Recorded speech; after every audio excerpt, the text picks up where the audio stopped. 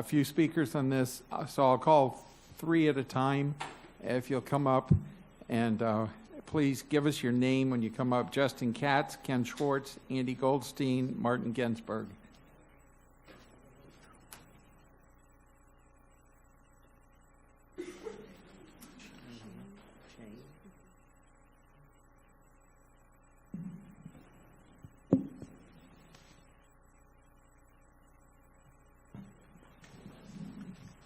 Mr. Katz.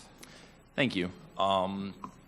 First, I wanted to thank the board for scheduling this workshop to cover teacher evaluations because it's of monumental importance, obviously, to all of your employees in the district who are subject to these evaluations, and I appreciate, I can't say that enough, you taking a look at this.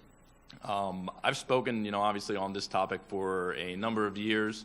As a classroom teacher, I was evaluated, paid very close attention to the system as it's evolved over time. And I think that, the message that the district sent out today is accurate, that, we are subject to what can only be described as terrible laws that seek to micromanage and usurp local authority to do basic functions such as decide how to pay their employees and evaluate their employees. So we are subject to these bad pieces of legislation.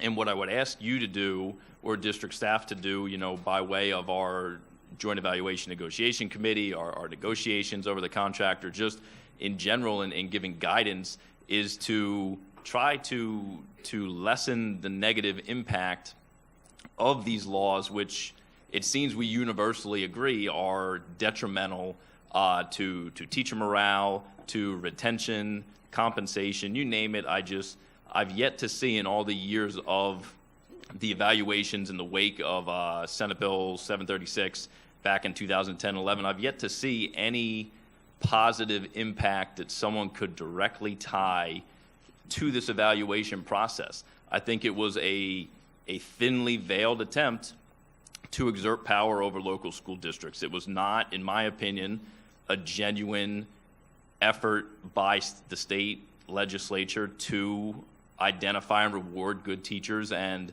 hold accountable teachers that are not performing their duties and get them out of the classroom, as they should be removed from the classroom if they're not performing their duties, just like a good teacher should be rewarded if they are. So I just want to make sure that the takeaway from this, and I know a number of other people are going to speak on it, is that we are subject to these laws. The laws are bad.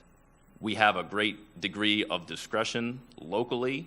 If you look around the state at the different school districts and how they carry out some of the education legislation passed in the past 6 or 7 years, there's a wide array of examples of districts working to try to deal with the negative impact. And I think that it's important not just for teachers. Obviously, someone could say that selfishly as the teacher and selfishly as the union president, I'm just trying to get teachers better evaluations. Obviously, I want teachers to have good evaluations, but that is not my objective. I made that clear in discussions and correspondence with each of you. I want a system that, as best we can confidently say this is our best effort and this is our most accurate way of evaluating teachers given the bad situation that we're in. So that's all I'm asking of you, is to, look at the statistics, try to get answers or try to find solutions to these glaring disparities from school site to school site. I want to make sure that, people don't think, again, that we're here to bludgeon the district or people in the district who are involved in this process. It's just that there's no denying that something is not correct, that the statistics, whether it's instructional practice at some schools or the student growth component of the evaluation, if there's someone who's drawn some correlation or rhyme or reason behind 5+ years of data to justify this stuff, I've yet to see it, hear anyone tell it to me secondhand. It's just, I don't think that the goals are being achieved based on the legislation, and maybe it's because, as I pointed out, and as I think many of you agree, the legislation is terribly flawed and doesn't actually do anything. Thank you. Thank you very much. Mr. Schwartz. Thank you for allowing me to speak. My name is Ken Swart, and I'm an English teacher at Atlantic High School.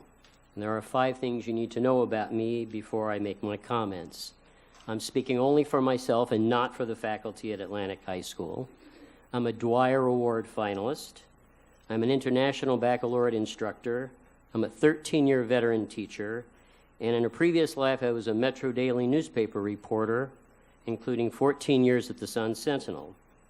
I tell you these things not because I think you'll be impressed, and you're probably not, but because I want to make clear to you that I am an experienced, professional, serious instructor who cares about his job and wants to do a good one. That's why I'm so concerned about the current state of our evaluation system. I'm going to be personal for a moment. In past years, I've been evaluated by an administrator who attempted to judge me on all 41 elements of all 9 design questions of Domain 1, the Marzano model, in one observation. An administrator who had 0 knowledge of my school, my grade, my program, my class, my curriculum, my lesson, or my students. An administrator who was never a teacher, ever. But that's not the real reason why I'm here to speak to you today. I want to share with you an aspect of the VAM system that you may not be aware of. Under the current system, teachers are evaluated in part by comparing them to other teachers in other schools who teach the same subject. Aside from the inherent differences among schools, that means teachers are in competition with each other. That means the better my colleagues at other schools do, the worse it is for me. And that means under this system, the next time I get a call from a colleague at another IB school asking for my help with a schedule, a lesson, or an assessment, I should say no if I want to protect my job, my evaluation, and my salary. That is not the kind of teacher I am or want to be. I don't think it's the kind of school district you want to lead or run. We can do better. Teachers ought to be judged on their own performances, not on how they may or may not compare with other teachers at other schools. The student growth section of a teacher's evaluation shouldn't count for 1/3 of their total score.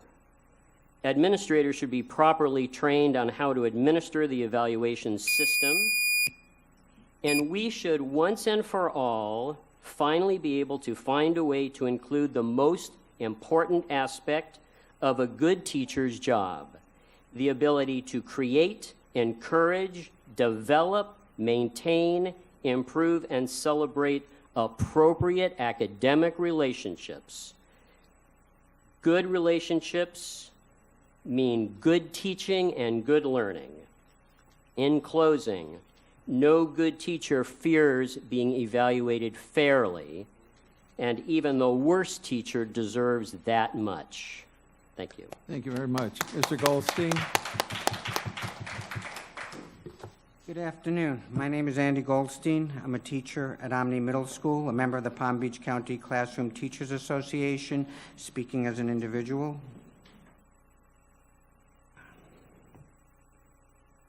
And the proud parent of a 9-year-old daughter, a 4th grader, at one of our public elementary schools. In its 90-day entry findings leading up to our school district's strategic plan, the district said the formulation and implementation of its strategic plan would be guided by 3 essential questions. Is it good for children? Is it research-based? And is it financially sound? I would submit to our school board that the current teacher evaluation system, as it is implemented, is none of these.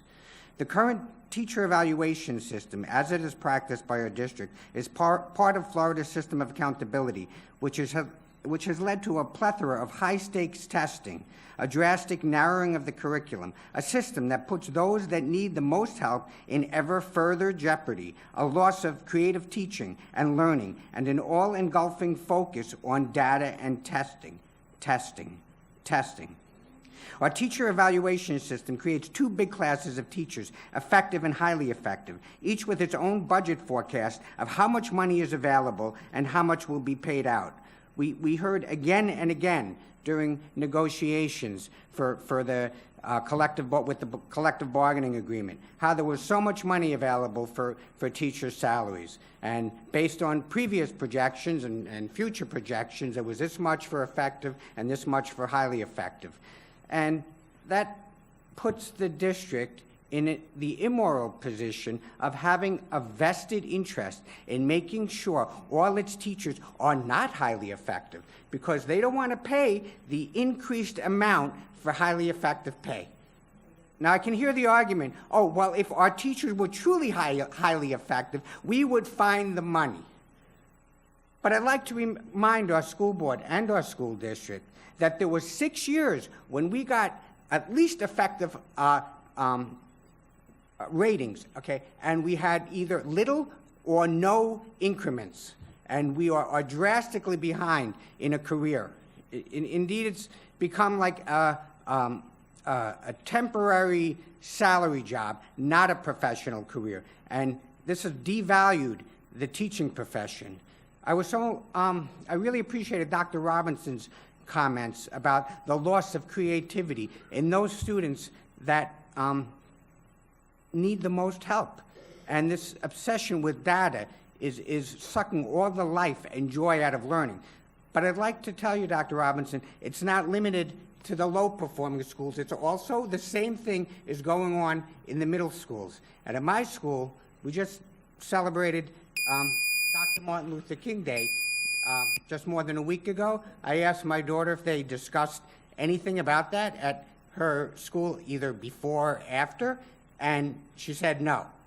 But I sat down with her on Martin Luther King Day, and we watched some videos, and I had a whole discussion, but there's no time with all the pressure of the data to talk about that at our schools. And that's part of the narrowing curriculum, and that's really destroying education for our kids. Thank you. Thank you very much. Mr. Ginsburg. Thank you. Marty Ginsburg, Wellington High School. 21 years in the school district, rated in the old system and the new one, between good and excellent for that entire time frame, ended last March. Did I change something? No, I didn't. My evaluator changed. I did not. I suddenly became developing. This, to me, personally, proves how subjective this is. Dr. Avoso, I saw your podcast today, and I agree to some extent that you're right, that a lot of Tallahassee's rules and mandates are hurting us. And I sympathize and empathize with the administrators who are forced to do this evaluation system, which is basically a compilation of all things that Mr. Marzano saw that was good, all the best practices. But to make teachers then prove that we are all things to all students in all ways at all times makes maybe the ability to leap over tall buildings sound kind of small in perspective. Let me just show you some of the comments that went with that evaluation that made me developing, which was voided because even the proper protocols were not followed in it. Teacher have all learning goals posted for the different chapters of the book. This is off of the e-learning site, the iObservation site that I got. I will suggest use a portfolio or an anchor chart. There are much more strategies for student tracking. I heard advertisement about body enhancement pills and supplements. I will suggest refraining the use of ambient music unless is free of advertisement. Some students organize themselves around a computer station. I will recommend assign students with specific roles, ellipsis. I will suggest using whiteboards or response card to check understanding live or understanding live. Either way, spelled the same. Students know that when completed a level of the worksheet, there is a next step to start with.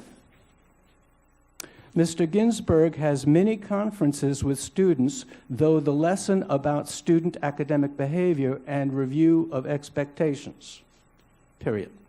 This is effective, period. This is the man who You determined wrap up, that I please, am sir. no longer a CTE teacher, but a reading teacher. Thank you. Thank you. Shane Selecki, Sarah Selecki, Janet Fabra, Katie Labossiere.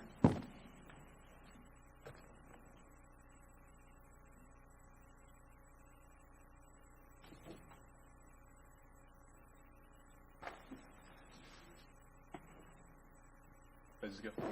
Okay, Shane Good. Selecki. that's me. Good afternoon. Thank you for allowing me to be here. It's an honor. My name is Shane Selesky. I currently teach AP Statistics, ACE Thinking Skills, Algebra 2 at Royal Palm Beach High School. This will be my 6th year teaching. I have a bachelor's degree in actuarial science, and I'm very passionate about statistics, which at times leads me to spend substantial time thinking about how to fairly quantify teacher performance. The current evaluation system for teachers is not a good indicator of how well teachers are doing their job. This is a big deal because teachers can earn up to, yes, $8,000 a year from a highly effective rating. And some people are asking me about that. Where did I get that number from? Well, $6,000 from Best and Brightest, if you have the SAT score.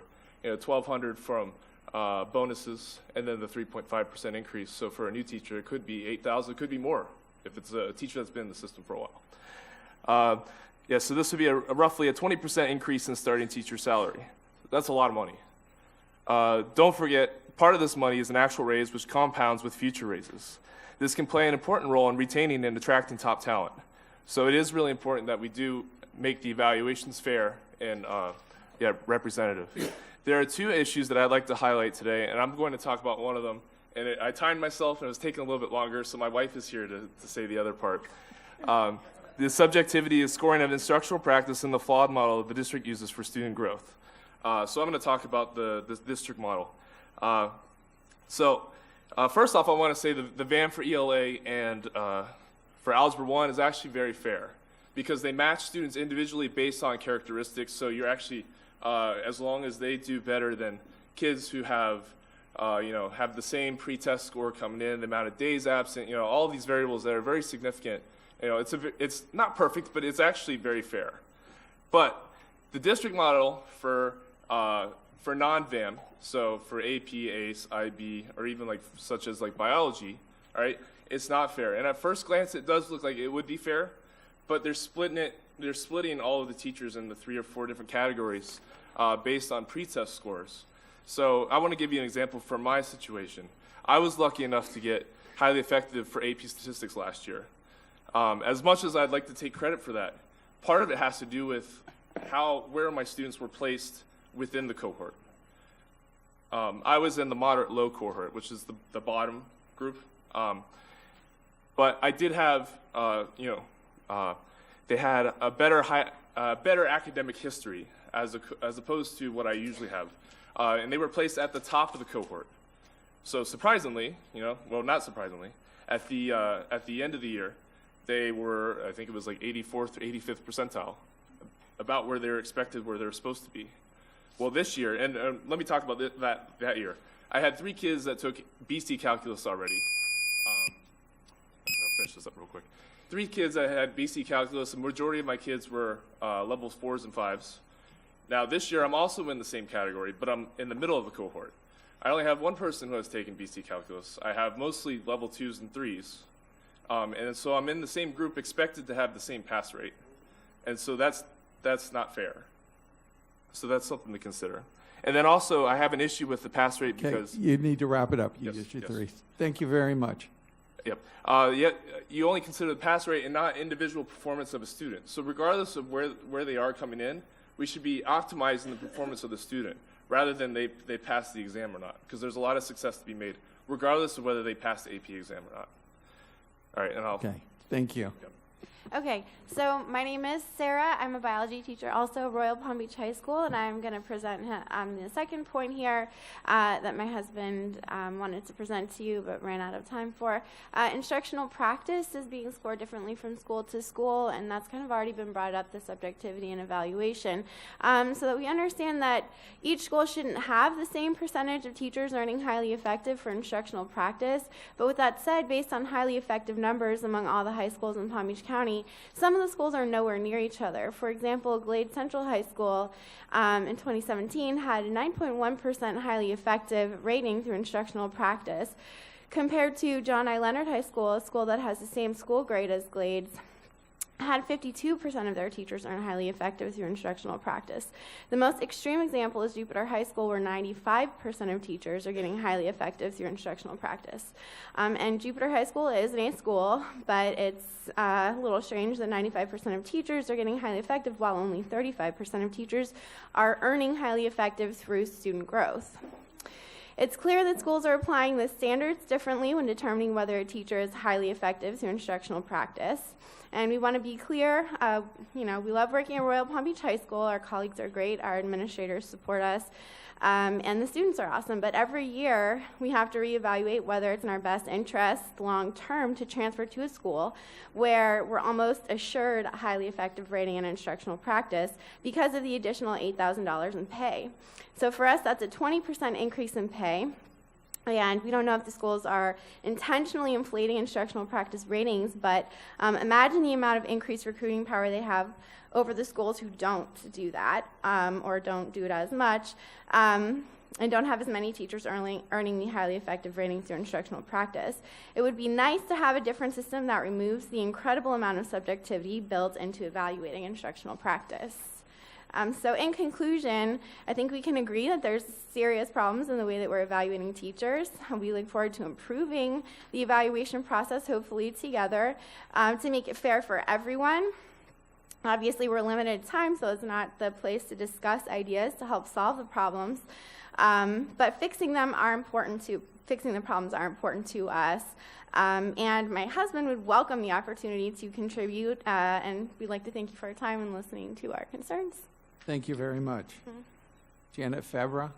Hi, I'm Janet Fabra. I'm a 46-year RN in Palm Beach County. I am here as a career education teacher.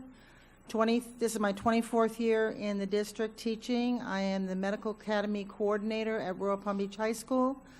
My main concern is how I was evaluated in student growth. When I got my evaluation, and I was evaluated as a 1, unsatisfactory, I'm going to be honest with you. I was livid and I was ready to quit. I gave 120 post-secondary adult level certification exams to our high school students. I have taken students into Palms West Hospital to take care of live, sick patients.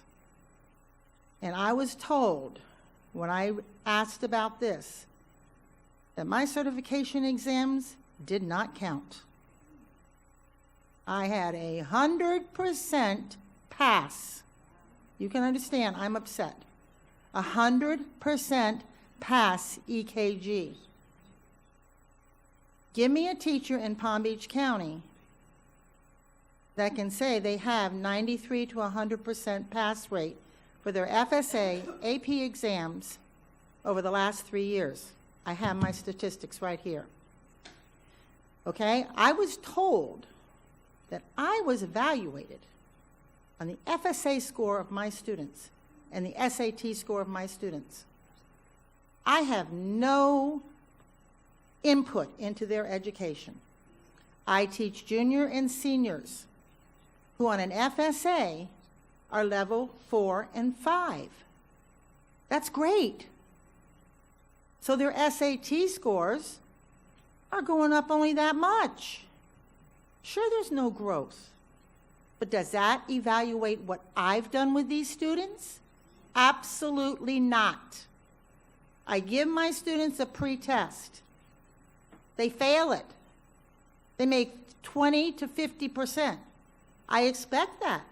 If I gave you a pre-test as an EKG tech, or a phlebotomist, or a medical assistant, or a sports trainer, or a nurse, would you pass it? No. But after you took my course, and you took the post-secondary adult level certification exam, you will pass it. You will get a job as an 18-year-old going out of Royal Palm Beach High School. I have 4 students working at Palms West Hospital as 18-year-olds. I thank you for your time. Thank you very much. Katie Labossiere. Katie Labossiere. That concludes our speakers. I would ask that there are a lot of information that we gave, and would, if any of the speakers or anybody wants to give, because obviously we're not going to be able to address every issue of the evaluation system at the workshop, but I would like for anybody to be, if they're interested, please send us something in writing so that we know how to go forward on some of these things, because there was some good information we had, and it can be either sent to our communications office or to the board office if you send an email. Mr. Chair. Dr. Avosa. Mrs. Brill. Thank you. As staff is getting settled, I just want to make a statement for the public that I don't want anyone to be offended, but I have to leave at 4:30. I'm going to an event that's going to be honoring our Holocaust educators. So I don't want you to think that I'm walking out because of the subject matter. Thank you. Thank you, Mrs. Brill. Dr. Avosa. Thank you. As you know, we've been talking about teacher evaluation for quite some time, and we had asked the staff to prepare a workshop, and I'm going to ask Keith Oswald and Mark and team to provide some context as well about the history of how we've gotten to where we are and some of the statutory requirements. So I'll turn it over to you, Mr. Oswald. Thank you, Dr. Vosa, and good afternoon, board members. Yeah, this afternoon we do want to go through kind of a lot of information just to provide some context as to the current state when it comes to evaluations, and really where we're going forward as to kind of to address some of the concerns that have been brought up by a number of our teachers and as well as CTA. So we'll go through statutory requirements, the role of JANC, and then really kind of give you some background information. It's been a while since we went through the whole evaluation process of how a teacher is evaluated, to give you some of that context, look at some of the data from a state level, but also from the other urban districts and against ourselves, then how we're going to move forward. So as stated by a number of speakers, teacher evaluation system, it is required that a minimum of a third of the teacher evaluation be based on student performance, at least a third on instructional practice, and then another portion to be decided upon regarding professional and job responsibilities. That's statute 1012.34, but also, as you have heard, another statute that does play into this is regarding pay for performance, if you will, for lack of a better word, where we do have to have a salary adjustments that are specific to highly effective and effective, a difference there. In addition, what has changed the landscape, in addition to that particular statute, Florida's Best and Brightest has also come into play, and how teacher evaluation comes into this, besides you've heard about the SAT score, is that a teacher must have a highly effective evaluation in order to get that pay.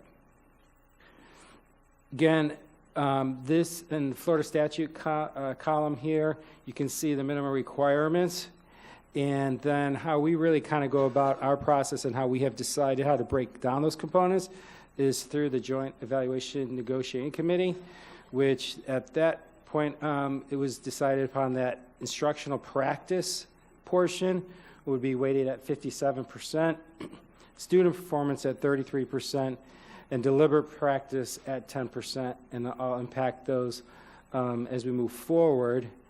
And just to bring you up to speed regarding JENC, it used to be called JTEC, probably at the last board workshop here, but it is a representation of CTA members as well as district principals and as well as district staff and CTA staff, where we work together to address a number of the issues that have come up this evening. Also, this is where we make amendments and come to consensus to moving forward. And our primary communication tool that we use to get this information out is the JENC newsletter. I know this issue has come out where some people feel they have been uninformed about how they are evaluated. This is just, did not come across very well, this JENC newsletter. You did get a copy of this in your packet, in the JENC newsletter that you have. Really goes through the whole evaluation that went out earlier, and I'll point out some of those components as we move forward. Now I really want to go into the next section around teacher evaluation process, how a teacher is evaluated. This is the Marzano teacher evaluation map, and what the piece I'm talking about now is really just the category of instructional practice, the 57% weight. So teachers do get a classroom observation where they do get scored in each of these particular elements, which is about 60 elements. When you look at both the front and back page, you do have a copy of that as well.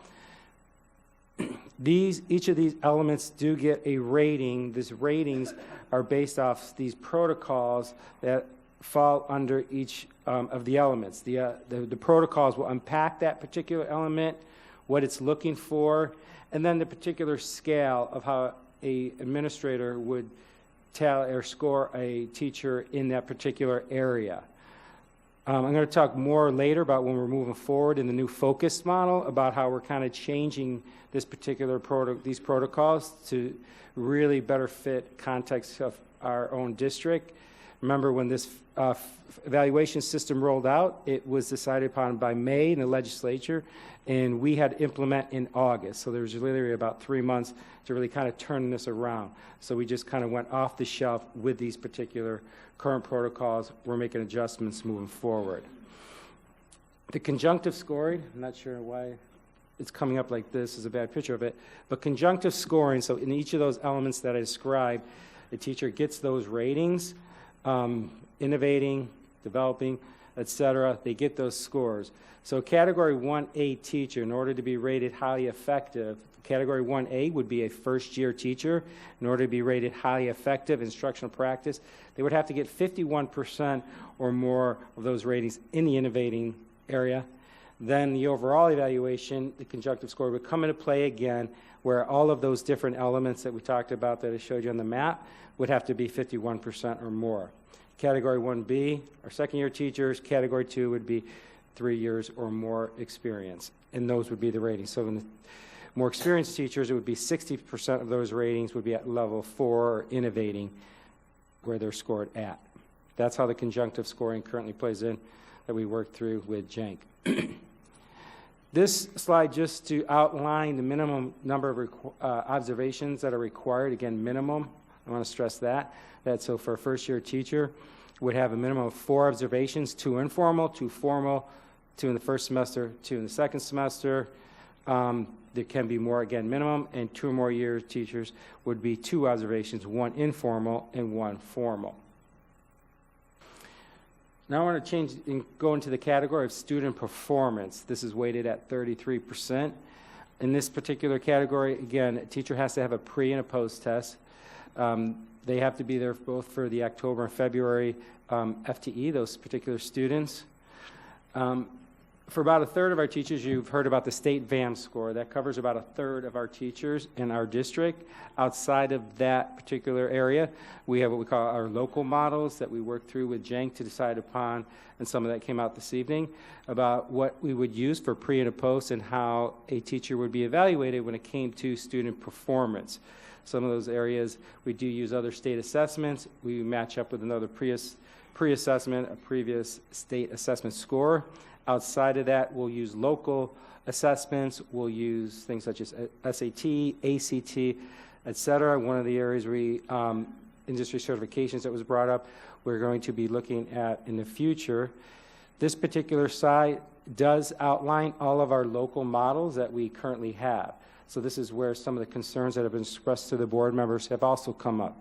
So for example, in kindergarten, first, second, third grade, we're using iReady.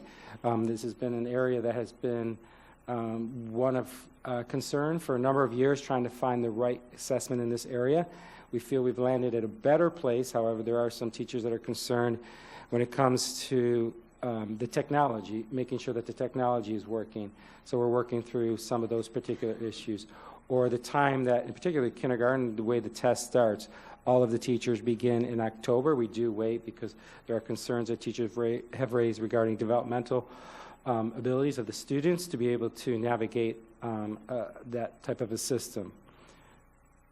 Again, these are all the areas that are outlined there. The last category, deliberate practice, again, this is the 10% weight. So this, in this particular area, a teacher will identify an element in which they would like to improve upon based on a previous observation or an assessment, and they would develop a plan to address and improve this particular area and be observed by an administrator in this particular area. And then again, this is a rating that is given to that particular area. Then determine the overall score determination. There's the 4 categories. Needs improvement, developing, just the difference there is just depends on the years of experience of the teacher, but relatively the same. So you take that overall instructional practice, effective, needs improvement, and unsatisfactory. In the JENC newsletter that you do have, you have the entire list of possibilities of scores that are on that page. And we just gave you a few examples. So if a teacher received a 4 in instructional practice, this one example, a 3 in student performance, and a 1 in deliberate practice, the overall rating, a 3.5, this teacher would be rated highly effective. A rating of a 111 in all categories would be unsatisfactory. There are only 2 situations where a teacher could be rated unsatisfactory. That would be a 111 or a 112 in deliberate practice. And then the third example that we give you there, a 3 in instructional practice. Again, that's weighted 57%. Student performance at a 1. Deliberate practice, a 3. You see that final rating of 2.3 falls under the effective range. And these categories worked out through with JENC to come up with these particular overall score determinations. Now I want to look at some of the data. I first want to, and this is really important when we talk about the local issues we were having are also being seen throughout the entire state. This particular slide is data of those teachers, the numerator here are those teachers with a state VAM score compared to their instructional practice that has been reported to the DOE. So you can see in the highly effective area, more than twice the number of teachers that were highly effective on their VAM score were highly effectively rated in their instructional practice. If you look at the other category and are unsatisfactory, you can see that about 6,700 teachers on their state VAM score received a VAM score that was considered unsatisfactory, yet their overall performance in instructional practice, only 107 of them were rated unsatisfactory. So again, concerns around that particular area. When we compare ourselves to other districts throughout the state, the other urbans that we often compare ourselves, you can see there's great variance amongst our urban districts when it comes to the overall teacher evaluation, as low as 10% at Pinellas, as high as 75% at highly effective in Orange County. The state average is probably where we most closely mirror our own district. You can see at Palm Beach, actually it's sort of slightly higher than 50% at highly effective. Across the board in all the urbans, unsatisfactory, extremely low in that particular category. Again, great variance from district to district. Now looking more locally, this is comparing FY16 to FY17. You can see here when we've had an increase in the number of teachers rated highly effective in both instructional practice as well as deliberate practice, more consistent when it came to student performance, but overall an increase in the overall evaluation at 62% compared to roughly 54% the previous year. Another question and concern that sometimes comes up is about the years of experience. So we did want to just break this down a little bit. Again, 1A, 1B, first year, second year, and then 2 or more years is category 2. So here I just want to draw your attention that a teacher in Palm Beach County that is in their first or second year is more likely to be rated, or actually I should say a teacher with more experience is more likely to be rated highly effective instructional practice, and their overall evaluation is more likely to be highly effective. You can see at 65% based on experience. However, when you look at student performance, it's relatively more flat and really not as much of a change when it comes to student performance. Another question that we often get, and we want to bring your attention, this is probably a lot of information, a lot of the concerns that have been brought to the board, really comes to the variance from school to school. So I want to draw your attention here. We're looking at instructional practice and student growth, breaking that by school level, and then also breaking that down further by both title and non-title school. So here you can see that you're more likely to be rated highly effective in instructional practice at a non-title school than a title school. In addition, when you look at the variance across school to school, we do have variance across school to school about the number of teachers that are being rated highly effective at some schools versus others. So in some title and both non-title, we have some where very few teachers are being rated highly effective, as well as those most or more being rated highly effective on instructional practice, and then really kind of a lot in between there as well. So moving forward, one of the areas we're going to talk about is the training and inter-rater reliability is a huge area of growth that we need to address. When it comes to student growth, there's less variance, but still some variance when you compare Title I and non-Title I, that you're more likely to be highly effective in student growth at a non-Title than a Title I school. Some of that variance can be accounted for when we look at the teacher experience. And we can see that our first-year teachers, the majority of these teachers are landing in our Title I schools, so in particular at the elementary school. So some of the previous data that we looked at when we looked at overall evaluations, especially when it came to instructional practice, they're more likely to be rated in the effective range than the highly effective. These teachers are more at our Title I schools, so an area that we need to be looking at when we're looking at compensation and retention for our title schools. So a lot of information so some of the challenges, really kind of learning from what happened when this originally rolled out. I told you one challenge was really about the timing, this rolling out 3 months to turn this around. Because of that, the schools received the training before any district staff received it.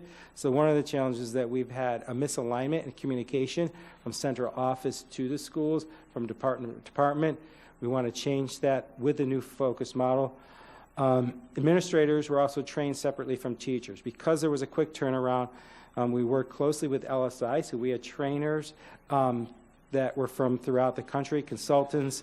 The delivery was different depending on which consultant you had. So there was a lot of concerns from administrators around that particular rollout. Trainer-trainer model can be a good and effective use. However, it really depends on who that trainer is going back to the school, and it has been not as effective as we hoped in this particular area. When you looked at that teacher learning map, domain 1 is where we focused on the first 3 years. There's on the backside, there's an additional domains that we didn't start implementing for 3 years later. Those particular areas do address some crucial components when it comes to improving teaching and learning, in particular the area planning. We must begin with planning, and that area did not start till the year after. In addition, there's been multiple changes from year to year, so I think the confusion that you get and that you hear from teachers is there's changes from year to year, and teachers aren't sure of how they're being evaluated, and that's coming out through JANC and JTEC. So moving forward, currently we're working very closely with JANC to really look and roll out this Marzano focus model. And LSI and Marzano heard a lot of the concerns over the years by the current model and the confusion that did exist there. This particular model reduces from 60 down to 23 particular elements that would be rated. And it does start for, you can see that big oval there, standards-based planning, a crucial component to ensuring effective instruction to happen in the classroom. What we're working through right now in our JINC meetings, which I feel are going very well, we are making adjustments into some of these titles so that, one, the teacher representation that's there, the CTA representation there from leadership, Justin Katz and Theo, that as well as our own district, to make sure that it's friendly language that our teachers can understand and will have a better rollout. For one example, I just want to draw your attention to under standards-based planning, the element around planning to close the achievement gap using data. Obviously, a priority of the school district can be a difficult concept maybe to understand closing the achievement gap. What does that mean in my classroom? When you really kind of unpack what's happening in that particular element, we've changed that at this current time to really about planning to meet the diverse learners, which is saying the same thing, but understanding, how are you planning to address students in your particular classroom? Also, when we talked about the rubric earlier, we're going through that particular rubric and adjusting the language so that it's easier for teachers to understand, easier for administrators to understand, so when we get into training, it'll be a much more better rollout than previously. Also, in addition, when we look at the professional development in each of those elements that we just talked about, we're looking at a variety of ways to get to teachers, administrators, everything from LSI has this growth tracker that Mr. Katz has shared with us that we looked at, which is a great process of really look at professional learning at individual level, and for a teacher to go about looking at an element that they're unsure of, that they can go 24/7. Training that we're going to develop as well that we will put into learning, e-learning, that teachers can access on a number of bases. Right now, again, we're working through each of those particular elements. I want to recap that our greatest opportunity is inter-rater reliability. So because of the variance, teachers do have, or principals and administrators, school-based administrators do have to be certified. So we're going to relook at that certification every 3 years and to see if maybe that needs to happen more often. We're really looking at that piece, instructional rounds, working with our principal supervisors and how we do that, and particularly when it comes to monitoring, so that we're not caught off guard at the end of the year. We want to have regular data cycles with our instructional leadership to look early in the school year when we're seeing particular schools that are outliers and are on those levels on one end or the other when it comes to instructional practice, to address those particular areas. Compensation is another area that we need to look at when we talk about our hard to work at schools, our Title I schools, and ensuring that compensation is provided for those teachers in those areas. And really, this is about coaching and feedback to really help teachers improve. So we've heard concerns about the feedback. How do we ensure that coaching and feedback is the right coaching and that teachers are getting the right feedback to really help them grow? So at this time, I'll go ahead and turn it back over to the superintendent, and we'll open up for any questions. So the first question I always go back to, and I think we all contemplate, is what is the purpose of an evaluation system? What problem are you trying to solve, right?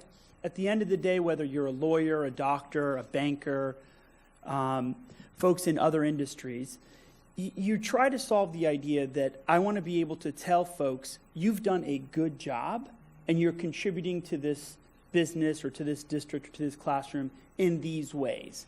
At the end of the day, it's also about coaching, which is how do I take an individual, whether they're a salesman or a teacher, take them from where they are today and improve. Here's the complexity. Teaching is not selling. Teaching is not, easily quantifiable workspace. Although folks have tried to, and I've been part of that group, who's tried to figure out smart ways to bring accountability, because we do have outliers. But I would guess that our estimation of folks who aren't contributing is much lower than some of us might even anticipate statistically. So with that said, the other piece that layers into this is this idea that our system in Florida has been piecemealed. It's been micromanaged. It's not coherent. Why? Let me give you an example. A teacher in this district can get very mixed messages. They can be in a school that goes from a C to a B, which is in the right direction. That same school might be in the lower 300 list because their reading scores aren't high, but this teacher teaches math. That same teacher gets a letter from the governor that says, you're one of the top teachers for VAM, yet their supervisor scores them low on instructional practices. The teacher's evaluated effective, and oh, by the way, they could be eligible for Best and Brightest. We heard some of them this evening. So imagine how confusing that space is right there in that particular environment. Who's to blame? At this point, it doesn't matter who's to blame. We're going to have to sort out, I think as Mr. Katz articulated well, we have to sort out the conditions that we're in and make the best of it. I've worked in 3 states and 4 large districts. I've never seen a system that's perfect. But here's my commitment before we take questions, is that we're going to continue to work to make what we have the best it can be and improve it each and every step of the way. That's the commitment that you have from our administration. We'll open it up to questions, Mr. Chair. All right, questions. To start it, I do want to put one issue up that but I think the speaker already left. It was a lady who teaches in a tech program. Is there any flexibility that we have on dealing with this issue, which I think is a major one, where teachers who are not responsible for the particular academic area are being evaluated based upon those VAM scores and student performance of the whole school? The non-tested. Yeah, and the non-tested areas. The non-tested areas. Yeah, so there's a lot of conversations, and I'll let Mr. Howard, I know you've addressed it probably more over the years with Jane. Yeah. So, Mr. Shaw, the question would seem on its face to be a simple question, right? But one of our philosophies has been to add as few high-stakes tests as possible. So I'll give you an example where a teacher is teaching a non-academic subject or an elective, right, in middle school, and we use something called non-FSA VAM. And what we're doing in that situation is all the collective reading and math scores for that teacher, right, in the VAM model are applied to that teacher because there's no state test. But within that teacher's scope and sequence, for example, there are language arts, there are math standards.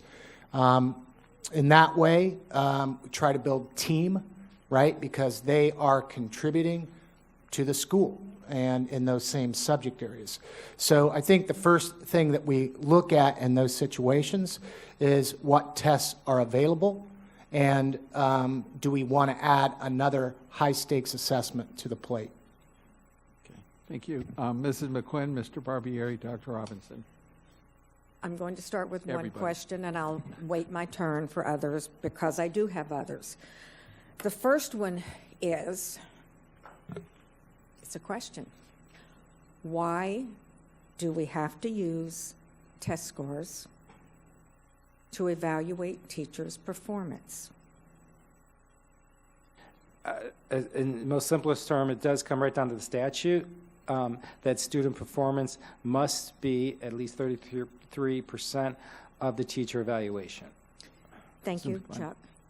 And student performance, in my opinion, and certainly many of the teachers and parents I talk to, student performance is not contingent upon test scores. We have many, many ways to measure student performance. And believe me, I understand the complexity of what Jank has to deal with, but while money is very, very important to our teachers, I can tell you that a teacher doesn't go into the profession thinking they're going to be millionaires, and a note from a principal is so important. And an evaluation can keep them coming to work year after year. And I think using a test score, it's an easy way for us to say, here's your performance. And I really would like for us to drill down on why. I think because it's easy for us, and I'm putting us in that. I think it's easier for us to use a test score. I just want to also add to that, the state VAM is required for those teachers in those particular areas, which is based off test scores by the statute. So the state VAM, so there's a third of our teachers that must be in that particular area. I think there's room for conversation to look at others. This is specific. I thought VAM was eliminated from state requirements at last year's legislative session. So I read going it. forward, Ms. McQuinn, school districts are not required to use VAM, but they are required to have a student performance component. And in many cases, you are required to use state assessments, but you don't have to use the state's VAM model. Thanks. Mr. Barbieri, Ms. Dr. Robinson, Ms. Whitfield, Mrs. Andrews. I'll tell you, my blood boils every time I think of this evaluation system, I swear. You know, of all the stuff that the state throws down at us that we have to do, whether it's reduced funding or whatever it is, you know, it's like trying to find room for recess in a day that's already crowded. The thing that bothers me most is how they throw this stuff at us to demoralize as teachers. You know, so explain to me, first of all, I would like, Dr. Vosa, I would like a comprehensive data analysis showing all the A-rated schools in the district by name of the school and how many effective and highly effective teachers at every school. I want to do that for the B schools and the C schools and the D schools, because I don't understand how Jupiter High School can have 95% highly effective teachers, as Mrs. Selesky said, and the other school she referenced, which is an A school, has 30%, and then the school in the Glades has 9%. Obviously, it doesn't work. So that's the first thing I want to see. Secondly, you know, we have that nurse that was here. I mean, how can she possibly not be a highly effective teacher when 120 of her tests are, she has a 100% pass rate on her certification test? I mean, that is ludicrous. It seems to me, I understand this stuff is thrown down our throats and we have to make it work, but we also have to make sure it's working so that it has some effective meaning, because it's meaningless. I mean, you can't say that this system is working when those examples are there. And as soon as we see this report showing all the A-rated schools in the district, whether high school, middle school, and elementary school, and you all see the difference in how many highly effective teachers are in this school and how many are in this school, we're going to see how ludicrous this system really is, because it is not working. It doesn't have any, it doesn't show any valuable data with respect to how teachers are teaching, because it just by the fact that we have a nurse that gave that example and Mrs. Selesky gave the other example, and then we have the teacher that emailed all of us this morning from Belglade Elementary School, her fourth grade team, none of them were highly effective, yet their VAM scores showed they were highly effective. And I get it, Dr. Vosa, that's only the governor's VAM score, but as we discussed, there's got to be a reason why those teachers were effective and not highly effective when they're the ones that brought that school grade up. So, you know, we have to do something, because it's not so much the money, it's the demoralization that we're putting on our teachers. I mean, how do we expect them to come back to school every single day when we tell them you're not highly effective? I mean, we have to do something. I mean, I'm just so aggravated. I've always been aggravated about this evaluation system since the first day we had to do it. Again, I know it's being forced down our throats, but it has to work so it's meaningful. And we see these huge differences, glaring result differences that show that it's not working, it's not valid, then we need to do something to change it. And we should start with that teacher, that nurse, that somebody should review her evaluation, and she shouldn't be, what was it, developing with 120 test scores that are 100%? I mean, it's disgusting. I swear it's disgusting. I don't have any questions other than I want to see the data on all the schools. Okay. Dr. Robinson and then Mrs. Whitfield. Okay, so I actually have 23 questions. So I'm having difficulty figuring out which ones I'm going to ask in public. So let me just start off with, we need clarity on what we have to do by statute, right? I mean, at least I need clarity on what we must do by statute and what we're deciding to do. right? And then work from there. Now, to Mr. Barbieri's point, the whole thing, in my opinion, is fraudulent. I think the school grades are fraudulent. I just think the whole thing's fraudulent, and I'm going to put a period there and move on to some of my comments and questions. So I'm glad to hear you're talking about the inter-rater reliability not being there. So I'm really concerned about what we're going to do, right? And I'm sure it would be a long answer. So let me just offer a suggestion in case you haven't thought of it, and that's if you have videos of classroom walkthroughs, like you could tape it, and then as part of the training, so you're doing that part of the training, then we could say, this is this and this is that, and okay. So that's one. The other piece that I didn't hear clearly come out in the presentation is all these non-classroom teachers that get lumped into this. And so it's really curious to see the huge percentage of non-classroom teachers that get highly effective. So I'm going to pause. I would like to know if you have an explanation for that. So currently, non-classroom teachers do fall under the same model. Their LSI has come out with a new non-classroom teacher evaluation that we have shared with Cenk that we are going to look at as a way to address that particular concern and issue. The way the current Marzano model is designed, out-of-classroom teachers are more likely to be rated highly effective under instructional practice when it comes to the monitoring for student performance, because often they may be working with a smaller number of students at a particular time. So we are looking at that particular area to have a potentially a separate model. I just, before I relinquish the floor, I need clarity on this. So I have listed in my notes that the folks who are included in this are classroom teachers, school counselors, media specialists, therapists, and psychologists.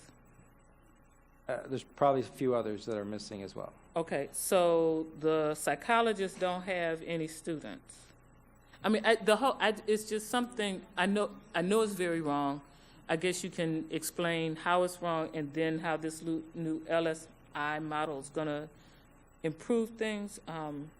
So I'm glad to hear that we're talking about a separate evaluation system for non-classroom teachers. And before I relinquish the floor, let me just ask, has anybody ever seen a study, and especially if we don't have it here, we need to do it here, that correlates instructional practices scores on Marzano with increase in the student academic achievement?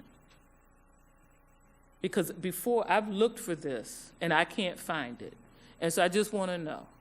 I mean, it all sounds good and everything, but let me just, and I've said this before, so in medical school, we're taught to stand on the patient's right side, right? I'm sure there's some reason for that. I think it's to stretch the stethoscope, but never mind. So you would flunk, right, if you stood on the left side. So, but maybe you're left-handed or something. But if you can do an adequate and accurate exam of the patient, what difference does it make? And so Marzano is what, like, everybody says this is how teachers should govern themselves in the classroom, right?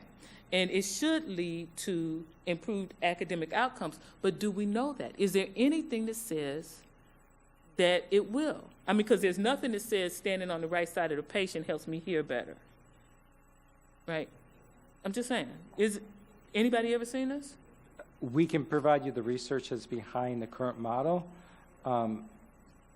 And we can provide that for you. Mr. Oswald, can you explain to the board, I wasn't here 5 or 6 years ago when we chose Marzano, what was the process? What options did we have? Because in Georgia at the time, you could go with one of 3 models, a homegrown model, I think Danielson, and Marzano. Is that what Florida offered? Correct. That was the same for here. So the majority of the school districts went with either Danielson or Marzano. Miami-Dade did create their own home-based model. And because of the timing of this, our system was in great influx at that time, if you recall. We had to quickly turn something around. It was decided upon Marzano. So how long have we been on this path? 5 years. 6 years, sorry. Since 2012. Mrs. Whitfield. Thank you. Mrs. Andrews. I have some questions and comments as well. The first thing I wanted to say about this is thank you to everyone who's helped me understand this, and I'm sorry I keep asking the same questions over and over again, but I'm getting a better handle of this, so thank you for all that time that you've spent. A couple of things that I think are really important to talk about during this. One of the questions that I had was about legislation that's coming forward, and how it would affect our ability to give raises in the future, and how it affects the best and brightest model that's currently out there. From my understanding, just to share with everyone else, that right now they're looking at moving the best and brightest funding so that it doesn't come from a state group of funds. It'll come from our FEFP money, which would mean that it would shift the burden onto the local school district rather than to the state to pay for this best and brightest funds. And with that shift of money, they would actually take away a lot of the funds that we would have available. So as we're planning for any revisions to this evaluation process, I think we should keep that in mind, that they may shift this funding for us in the future, and of course that's just a concern in general.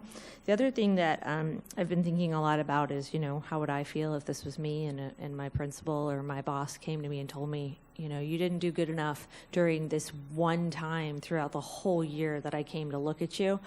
And that would it would totally demoralize me, as Mr. Barbieri had just said, and I think I wouldn't want to come to work anymore. So I think that the reason that it would demoralize me so much is because I wouldn't have any other options. You have your one shot throughout the year, and that seems to be it. So I don't know if in the process of this statute, do we have any ability to institute an appeal process? Because I could tell you that I know if I've been evaluated correctly, or if I believe that the evaluation that I've done, and the people that come to us and feel that their evaluations were not done correctly, is there any way that we could have another person come in and look? So that would increase our ability to have some inter-rater reliability, because someone would be able to say, I don't think this is a true representation of my skill set. And then you have somebody else come in and look, and then that person would be able to say, actually, that was exactly accurate, or that person was way off. I know that would take extra burden on us. The last point I wanted to make before you answer that question is, because I don't want to lose the floor, well, two things. One is that I think that this brings up a point that I've made in the past along with other fellow board members, is that when we're looking at these scores, and from some of the comments that were made tonight, we really are not incentivizing people to go to our Title I schools, and we're not saying that when you go to a Title I school that we're appreciating what you're doing, and that how hard you're having to work to really bring those students up. And so I think that if we, as we're looking forward in this next year to where the funding is going, we are going to have to think, how are we going to make sure that if a teacher goes to a Title I school and is going to lose their ability to be highly effective, how are we making up for that as a school district throughout other process of, I've always talked about complexity as being a possibility, the way that we do for principals. So maybe that's something that we could think about. The last question, I'm sorry, I've piled all these on you, but I hate losing the floor. So I looked at, when you pulled up the way that we are rating highly effective and effective on Palm Beach County versus the other urban 7, and the way the state rates it, it looks like we're about average with the state ratings. And like Broward, you saw they get so many more highly effectives, and like I was thinking, or not Broward, sorry. Orange. There was a couple It was of ones orange. Can you pull that slide back up? Yeah, so while it was a she's great talking slide. to I was audience wondering, can see does it? the state come to us and say, you're not on par with what we expect, or would we be able to say we have so many more highly effectives than other counties do, or do they have some sort of expectation of a level for us? So I think I gave you 3 questions there in all of it. I'll take any answers now or later, whenever is good. Thanks. Mrs. We can't Ainsworth. remember any of the questions.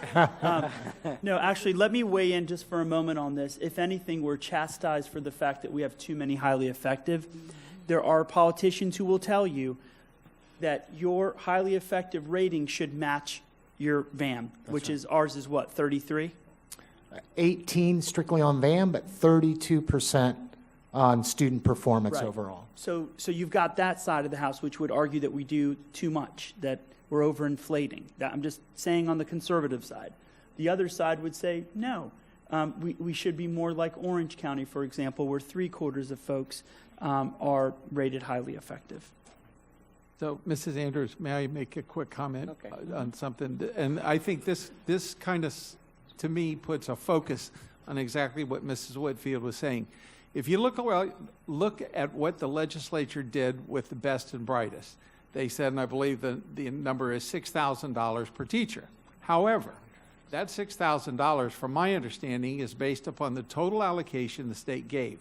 So let's say it was $10 million, and they anticipated a certain number of teachers would be able to get $6,000. They also didn't provide that every teacher would get $6,000.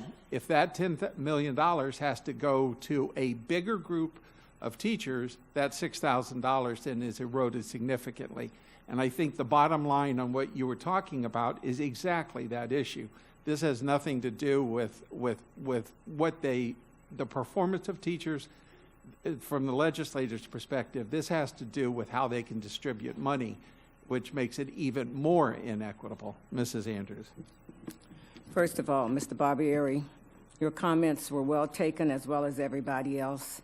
When we look at this evaluation instrument that we're using based on the state, it's demoralizing, it's destroying the teaching profession, and it's running teachers away from the education system that they choose to be a part of as teachers.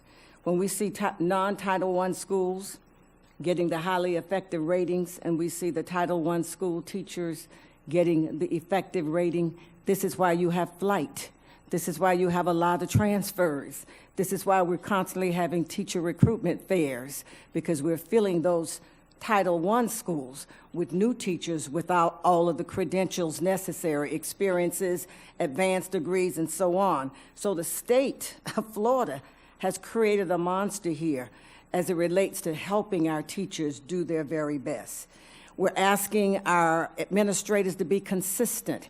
How can you be consistent when the rules are not good to play by for all teachers? When we start looking at instructional practices and we're training our administrators to look at that, that's many times subjective. Depending on where you are and what's going on from school to school, that number can play differently. That has to stop. This is how teachers are losing. When you start looking at student growth, we know that our students are growing, but that is something that a teacher doesn't control. A teacher controls the academic achievement, working with students every day, but a lot of things tie into that student growth.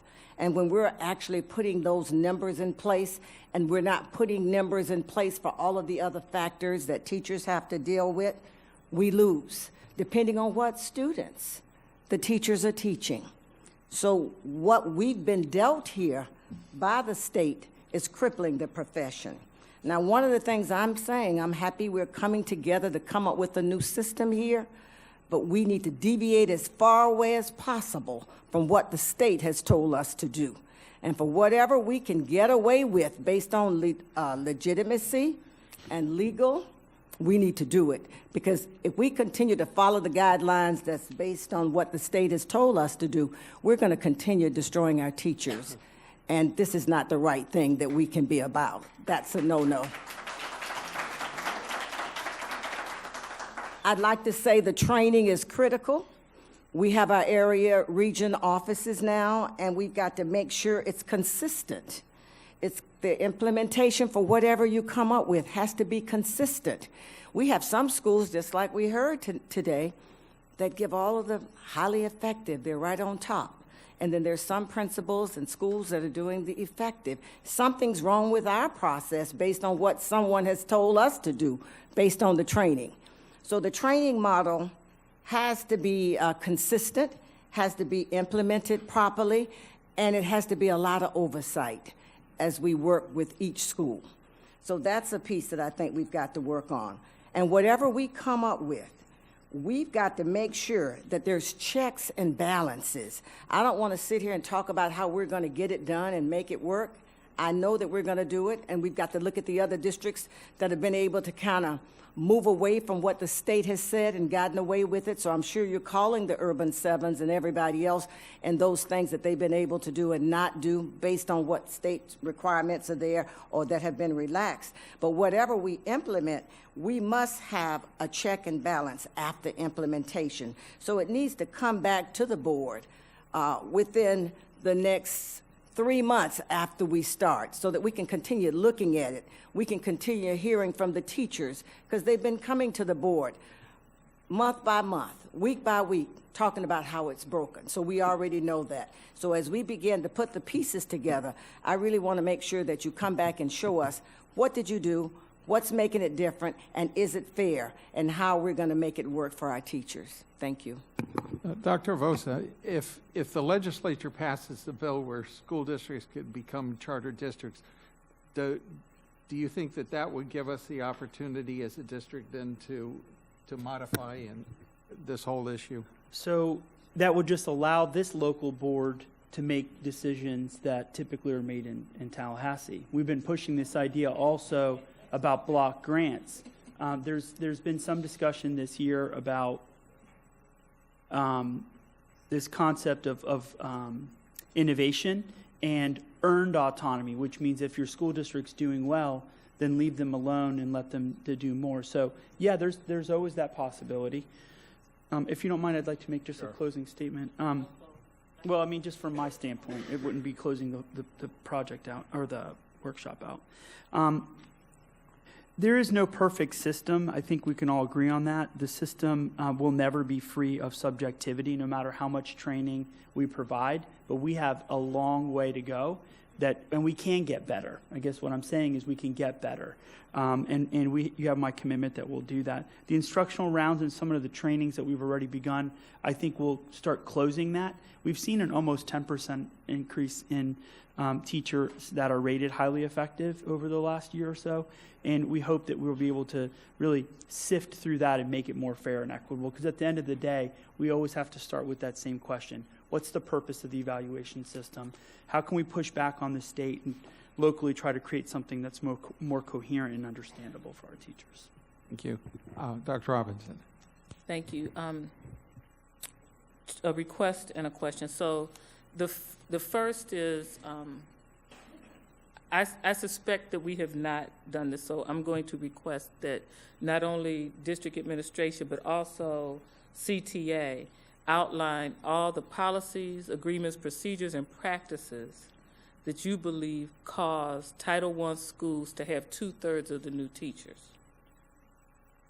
Because, I mean, this is a constant problem, and the only way we're going to start addressing it is to list. I do think that this issue of this skewed evaluation is an issue, but this is a long-standing problem that existed before this particular madness. So I would hope to see those lists. And then the question is on this conjunctive scoring form.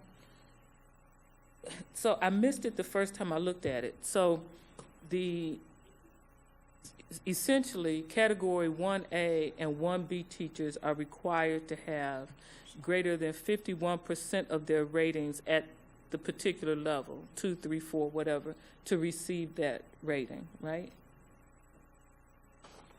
But Category 2, which are the more experienced teachers, have to have greater than 60% at a lower level, according to this, if I'm reading this correctly. So I'm just trying to understand. Yes, see, so if you're Category 2, and 60% of your ratings are level 1 or beginning, or level 0, not using, then you get needs improvement.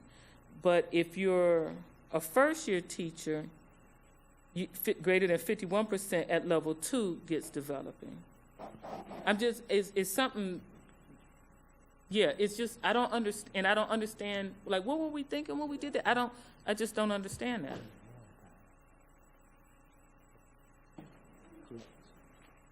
Because it's almost like we have lower expectations of experienced teachers. They made this decision during a JENC meeting, I want to say about 2 years ago, 3 years ago, 3 years ago. Okay. Where the belief was that by having a difference in the 51% versus the 60% was that you were being more rigorous on the first year versus the second to third year. That was part of what I was told about the rationale behind the decision. I'm not a member of the council to be able to go deeper into that. Can you guys tell us who's on the committee? How many teachers? How many administrators? Yeah, there's 3 teachers, three principals, one at each level, elementary, middle, and high. District staff that include Ms. Cross, Mr. Doherty, myself, Mr. Howard, in addition, Mr. Houchins, and then on CTA side, we have Mr. Katz, Theo Harris, and a couple other CTA representatives. Can you also explain the difference between conjunctive and dominant scoring? The conjunctive model, the way it's designed, is supposed to be more favorable towards teachers. This was what we've seen from other districts and from Learning Sciences International, the company that brought Marzano to Palm Beach County. With conjunctive scoring, because of that set of percentages, where you saw the example that you brought to the table, Dr. Robinson, the 51%. In order to be highly effective as a Category 1A teacher, at least 51% of all the elements you're observed upon need to be at innovating. That means that the other part, that less than 49%, that piece could be at the lower end. That could be at developing, not using, beginning. So the rationale behind the model of conjunctive scoring is it's supposed to allow the teacher to receive areas of recognized need for growth, areas where they might be scored on the lower end, but at the end of the year still have the ability to be rated either effective or highly effective. Now, the piece on dominant scoring, I think the language is slightly different there because our district uses dominant element scoring in conjunction with conjunctive scoring, where you're rated in the classroom based on the dominant elements that help push the flow of instruction forward or halt the flow of instruction. Okay, with that wonderful comment, I hate to say that the legislature did it to us again, but we have a time certain on dealing with one of the mandates that we got from Tallahassee. So we're going to have to recess right now for a few minutes because we have time certain on the public hearing for instructional materials adoption. So we'll come back to this as soon as we can. Back to our workshop. And Mr. Barbieri had asked for the floor. So Mr. Barbieri. I know that earlier we heard that there's monthly portfolio meetings by the instructional superintendents. So, until we can figure out how to fix a broken system, maybe not everybody agrees it's broken, but I do think it's broken. But the teachers, I think the instructional superintendents need to have the principals they need to share the information with respect to, in my district I have 21 schools. I think most of them are A-rated schools. When those principals get together, they should see that Principal A had, 75% teachers highly effective and Principal B only had 40%. And they need to see the differences so that they can start figuring out what they're doing differently. I know we probably can't do that system-wide because we have 180-some schools, but certainly in those instructional portfolio meetings, we have our teachers work collaboratively so they can figure out what works and what doesn't. I think the principals could do that part of it at those portfolio meetings and maybe start helping. And I don't blame the principals for this because they all have their own makeup, and so their subjectivity is not going to be the same. But at least if they see the differences, they can start asking questions and figure out why there's a difference in the schools. Agreed, and we've been doing some of that. We need to do more of that. Yes. In my previous district, we had folks have to pass an assessment every year. So you'd sit in an auditorium, the assistant principals would watch a 15-minute video of teachers teaching. we would say, what did you see? What didn't you see? What would you like to do better? And slowly but surely you begin to get more calibration where people begin to say, okay, I get that. The downside of that, and here's the part where it's so hard to tease out, you could be in some schools where children sit in perfect little lines and we think teaching is happening, right? Whereas in urban environment or areas where, little boys don't want to sit down and sitting at, at the table, they're talking, they're fussing, and they're doing this and that, and there's some assumptions that are made. So yes, we do some of that training. Yes, there's some instructional rounds. We need to do more of it, but we need to go back to the instrument itself, because I think one of the board members tonight said that what parts in terms of variation might we be able to make some changes on? Should it really be 57%? Can it go down a little bit lower? Can we find something that's more of a sort of middle ground approach? So lots more discussion. We'll continue to work with Jenk and get their feedback and ideas. And let's not forget, this isn't new. When we changed from reading running records to iReady, that was decided by the group. There were also teachers in that group who felt like the K2 teachers were feathering their nests because reading running records were too easy, okay? I heard those complaints. So this goes both ways. It's not as simple as one system will solve all issues. Mrs. Andrews? And thank you. And as I read the moving forward pieces that you have here, I recognize we're all working on it, but this is so critical that we have to have discussions here at this board level as to almost each step of the way. Because, teachers are being evaluated every single day. We know it's a bad system that's sent down by the state, but we don't want to be sitting here this time next year with teachers saying that, I've got developing, I didn't get highly effective when I should have, and somebody else did it somewhere else. We've got to figure out a way with the pieces that you've given us here. It's just broad here. I'm looking to dig down deep as to what we're going to be doing within the next 30 days, 60 days, because time is of the essence where people are going to be getting their evaluations.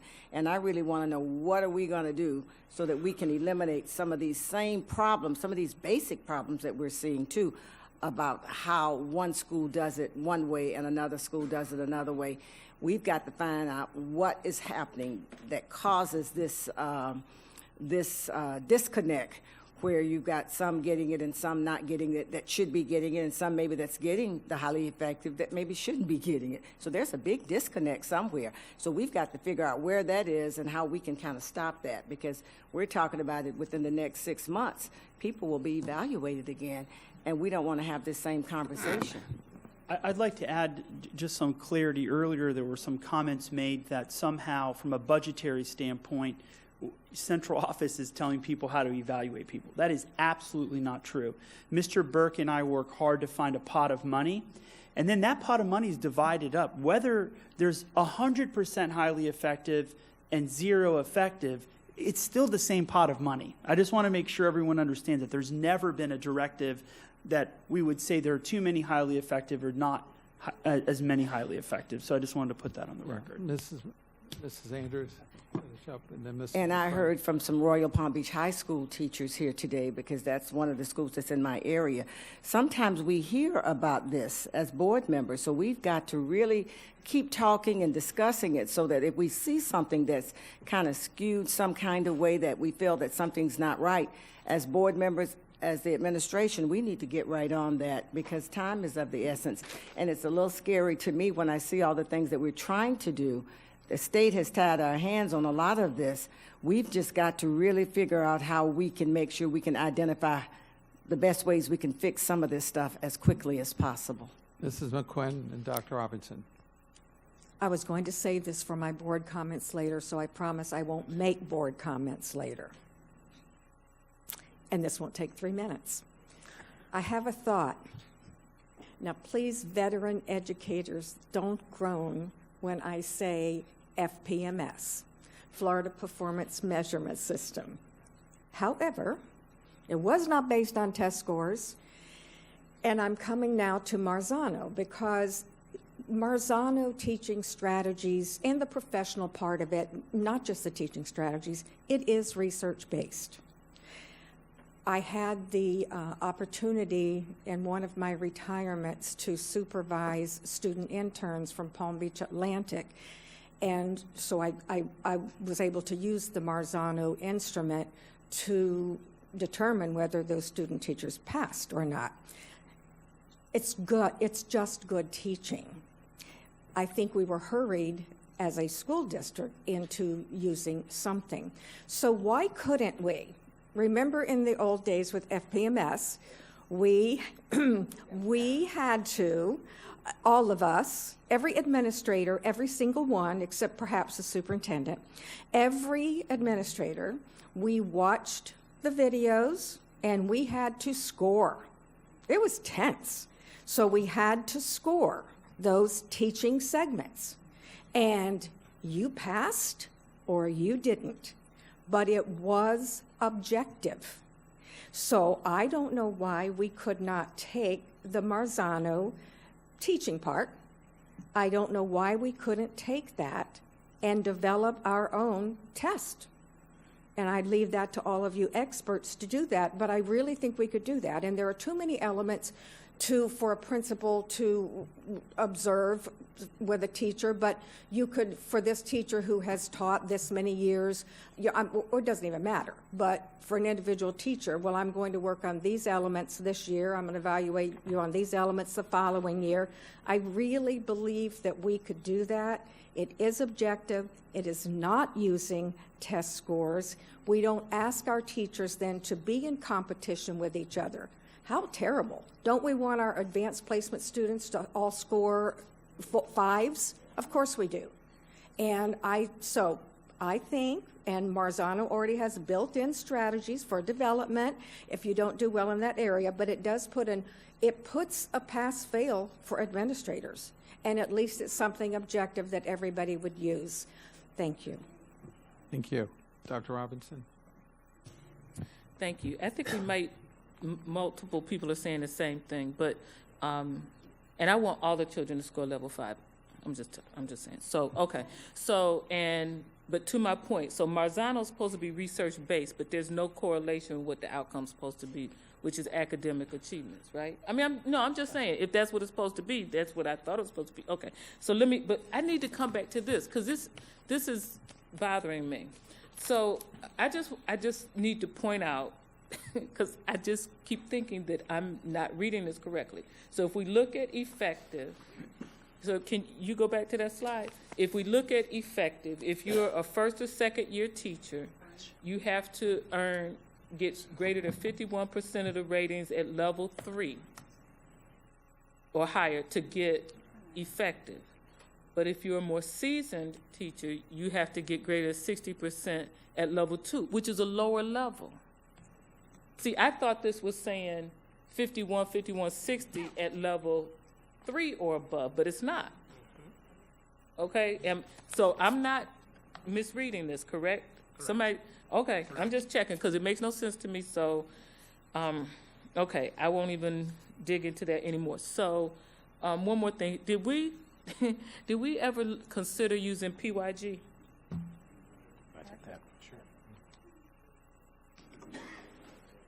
That has been discussed. At the time, the PYG covers the same courses and subjects as the state VAM. We're required to use the VAM, so that wasn't an option for us. It has come up in conversation. So if you start we can, listen, I remember in 2006 where North Carolina made a test for every single subject. And when you want to talk about a nightmare, you think we test a lot now? It's the same concept, which is, hey, we want to be able to quantify teaching. Let's give them a pre-test and a post-test. Folks have tried that, and it does nothing but chew up more instructional time. So I just will add to that, if you will, that there are districts that are trying to do that, but each of those tests that you introduce become a high-stakes test, has to be kept secure, because now it's being used, it's tied to money and an evaluation. So that's not an avenue that we've pursued. This was initially in 2012 with some urging from the board not to add additional testing. Yes, so I remember that clearly, right? And I'm not trying to add additional tests. So if we look at all the tests, then we have assessments at the beginning of the school year, right? We no longer administer a fall diagnostic assessment. That's one of some of the tests that we eliminated. Okay. iReady does a baseline test at the beginning of the year, but we only administer our diagnostics now once a year in the winter. Well, okay, well, I stand corrected. So one more point, and maybe this is just all theoretical, which is actually why I need that statistics guy to be part of JINC. Okay, I'm Which just saying. statistics The guy who spoke? No, he's got a degree in like the understood. numbers dude, right? Yeah, I mean, the teacher, yeah. okay. yeah. So, We actually have a teacher on JINC okay.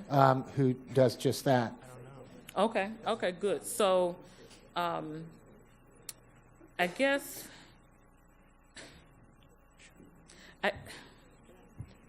ask the question. I've got too many questions to ask. Okay. Mrs. Andrews? Because I'm sitting here, and I know you've got to work with the CTA, the JINC committee, and when are we going to get something to look at it, to say, this is the piece, this is the starting piece? I know it's going to take a while, but this is the starting piece. It's obvious when I look at all this stuff that we have. We've got to get a long way away from this. So when is that going to happen? So we've had a number of meetings with JINC. We have another one coming up early February that hopefully we can finalize the new focus model and hopefully come to consensus that we agree upon with what we've got there, that it'll be a better system to support our teaching and learning, and then we will begin to roll out a training component to support that. Right now, part of the consensus was that we did not want to put too much out there to our teachers and cause confusion, because right now, this current year, they're being evaluated on the first model that you saw, that map, and we didn't want to cause confusion at this time of the year for our teachers and administrators too early on, and strike the right balance of starting that training later on in the spring. So we can give you an update, we can provide you an update after our next JINC meeting. All right, thank you. Mrs. McQuinn, it's interesting you brought up FBMS. There may be a few people in the room who do remember that. The interesting part was Dr. Arvosa and I had a conversation earlier on that particular thing, and it was a very impartial evaluation system, and some of the things that we heard tonight from teachers on their concerns, it had a separate evaluation for guidance counselors, it had a separate evaluation for media specialists, and the evaluation was tailored to the specifics of the job description for them. So I think that may be one of the possible solutions that we have as we go forward, and it may meet. So I know that, there's a lot of people in the room who I think use that instrument, and it was a very objective instrument when you tallied. So with that, we have two other things to do before this one goes. I believe that one of our speakers came in late, and if the board doesn't mind, Katie Labossiere, can she come and have her 3 minutes? And then Justin Katz has asked for a minute to close. So Ms. Labossiere, and then Mr. Katz. I apologize for my tardiness. I was tutoring after school.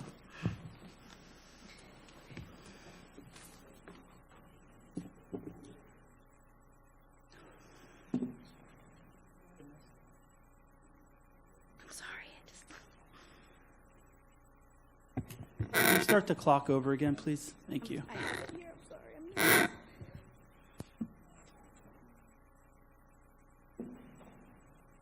Thank you.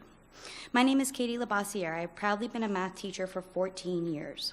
I feel the current system of teacher evaluations is deeply flawed. As someone who teaches an EOC class, there is extreme pressure for my students to perform. I am also evaluated on the results of my student growth component. Many teachers are not in the same position I am. Some teachers do not teach a measurable class as there are only 2 math EOCs. The EOC is flawed. The geometry EOC has a bias against any student in which English is not their first language. Most of the questions are given in word problem form, which clearly puts ESOL students at a disadvantage. While there is a waiver option for teachers to allow ESC students to not have to meet the passing requirements, there is no such protection in place for students of other languages. The scores for these ESOL students is factored into a teacher's FAM scores, whereas ESC students who have the waiver are left out. Passing the Algebra 1 EOC is a graduation requirement, while students just have to take the Geometry EOC with no mandate on passing as a graduation requirement. Some students taking the Geometry EOC actually Christmas tree the exam as they feel no pressure to pass the exam.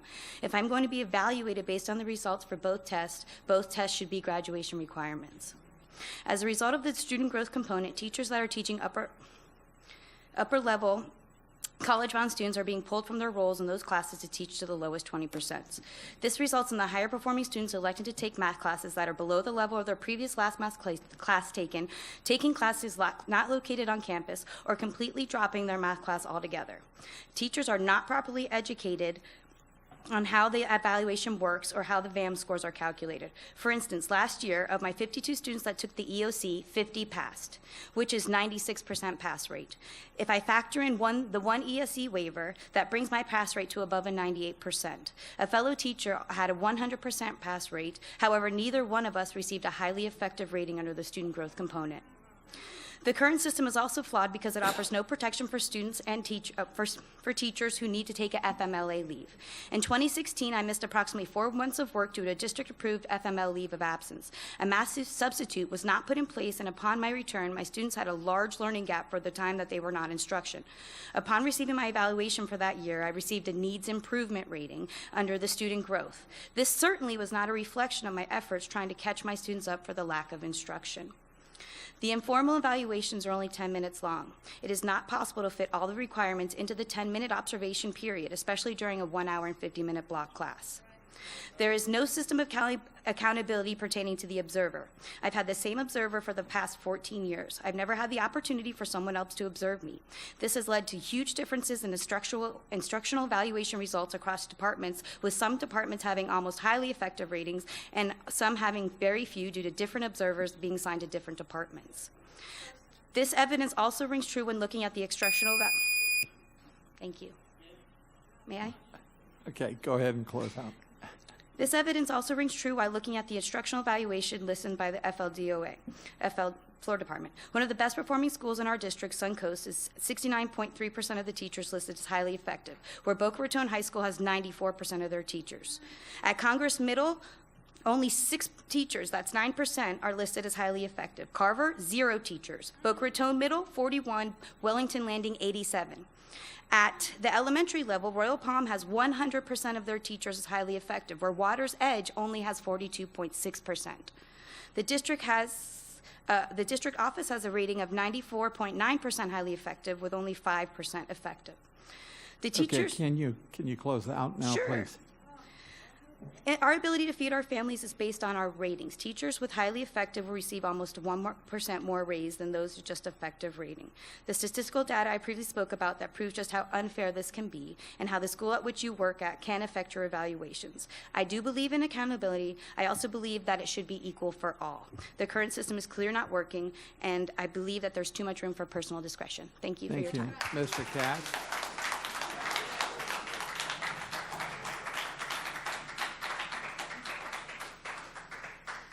Thank you for giving me the opportunity to speak here at the end to close things out. I just want to once again thank everybody for having this workshop, for your comments and your supportive comments, and the kind of global recognition that this is a state problem that's been forced on us. And to that effect, I wanted to make sure that I stated that, in my time in this position, working on the Gen Committee, discussing the evolution of the Marzano evaluation system towards the next phase, that the staff that we've worked with here from the district have all been nothing but professionals. They have done everything within their power, given the mandates from the state to work with us to address these problems. The reason for, bringing this or elevating the issue to a higher level is just that staff's not in a position to make the types of decisions that you might be, or to give the direction you might be. So I just wanted to make sure that in the mix of all the negativity that does exist in the current system and disparities, that staff has been, again, nothing but professional, and without their efforts to work with us and negotiate with us in good faith, the progress we're starting to make would simply not be there. So again, I want to tip my hat to them and all of you. Thank you very much. So with that concludes our workshop topic. So the next item on the agenda is to adjourn the workshop and move into the special meeting. So I'd like to